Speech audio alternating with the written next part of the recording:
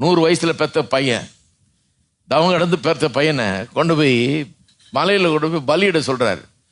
இவன் பையனை கூட்டிட்டு கிளம்பி போயிட்டான். காலங்காத்தால மலை உச்சிக்கு போய் பையனை பலிபீடத்தில் வச்சு கட்டி போட்டுட்டு கத்தியை தூக்கிட்டான் கொல்றதுக்கு. தூக்குற நேரத்தில் அங்கே கர்த்தர் அவனை தடுத்து நிறுத்துறாரு. தடுத்து நிறுத்தி கல்வாரியை குறித்து ஒரு பெரிய வெளிப்படுதலை கொடுக்குறாரு. சொல்றாருப்பா, ஆபிரகாம், உன் மகனை கொல்லாத. சொல்லாம சொல்றாரு, உன் மகனை கொல்லாத, பண்ணாத, சாகடிக்காத. உன் மகனை நான் அவனுக்கு கொடுத்தேன், அவனை சாகடிப்பேன்னா நான் அவனுக்காக பெரிய திட்டத்தையே வச்சிருக்கிறேன். இவன் வாழணும், இவன் மூலமாக தான் இயேசு வந்து பிறக்க போகிறாரு.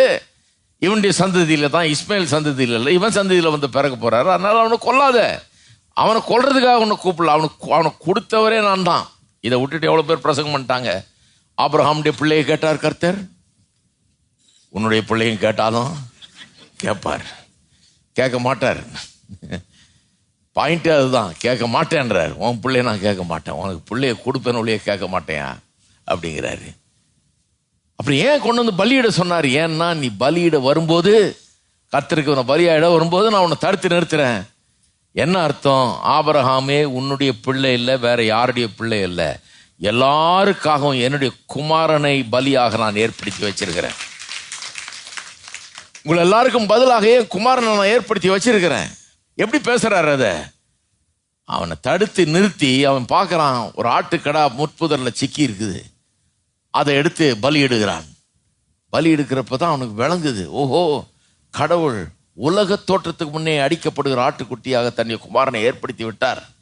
என்னுடைய குமாரன் அல்ல, என்னுடைய குமாரனுக்கு பதிலாளாக ஒரு ஆளை ஏற்படுத்தி வச்சுட்டாரு. தேவ குமாரனை ஏற்படுத்தி வைத்து விட்டார். அதை என்கிட்ட சொல்றதுக்காக, வெளிப்படுத்துறதுக்காக, அதை எடுத்துக்காட்டான விதத்தில் சொல்றதுக்காக என்ன இவ்வளவு தூரம் கொண்டு வந்தார் சொல்லி அந்த இடத்துல பலியிட்டு அந்த இடத்துல ரொம்ப அப்ராப்ரியேட்டா, ரொம்ப ஏற்ற ஒரு பேரை ஒன்று வைக்கிறான் பாருங்க அந்த பலிபீடத்துக்கு. என்னன்னு சொல்றான்? ஏகோவா ஈரே என்று பெயரை வைக்கிறான். அப்படின்னா என்ன அர்த்தம்? கர்த்தர் பார்த்துக் கொள்வார். என்ன அர்த்தம்? என்ன அர்த்தம் கர்த்தர் பார்த்துக் கொள்வார்ன்னு சொன்னா, இந்த உலகத்துக்கு ஒரு ரட்சகர் தேவை, எனக்கு ஒரு ரட்சகர் தேவை. எல்லாரும் பாவத்தில் சிக்கி சீரழிஞ்சிட்டோம், நமக்கு எல்லாருக்கும் ஒரு ரட்சகர் தேவை.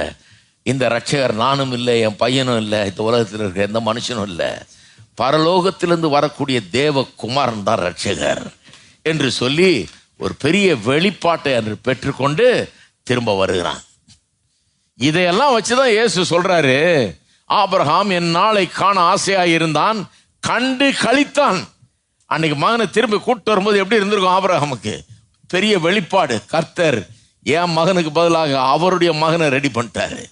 யாரையும் அவர் கொல்றவர் கிடையாது, யாரையும் அழிக்கிறவர் கிடையாது. நம்முடைய பாவங்களுக்காக